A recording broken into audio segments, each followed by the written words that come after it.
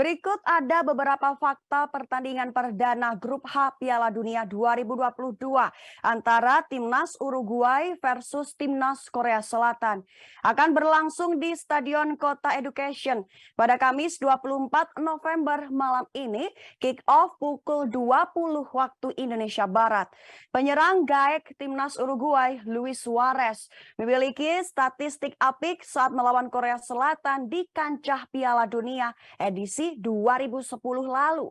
Luis Suarez saat itu pernah cetak 2 gol ke gawang Korea Selatan pada babak 16 besar Piala Dunia 2010 Afrika di Afrika Selatan.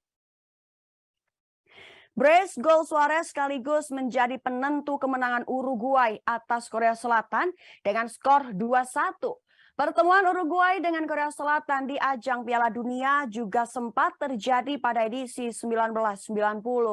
Uruguay pada kesempatan tersebut juga mampu mengalahkan Korea Selatan melalui gol tunggal Diego Alonso.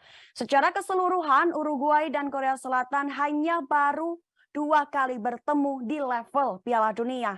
Hasilnya, Uruguay mendominasi dengan kemenangan. Sementara pada pertandingan persahabatan, Uruguay mampu memaksa Korea Selatan menyerah sebanyak 4 kali.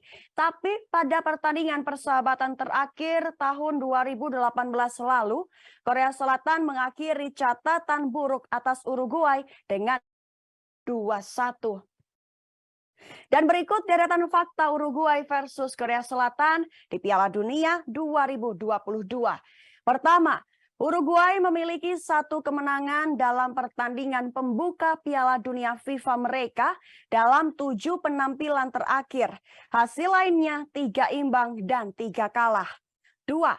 Uruguay adalah satu dari hanya 4 tim yang mencapai fase sistem gugur di masing-masing dari 3 Piala Dunia terakhir bersama Argentina, Brazil, dan Meksiko. 3.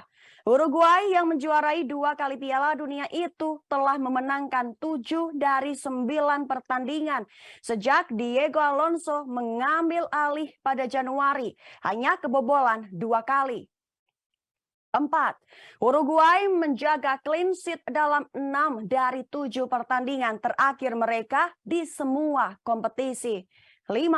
Uruguay telah memenangkan 4 dari 5 pertandingan terakhir mereka di Piala Dunia. 6.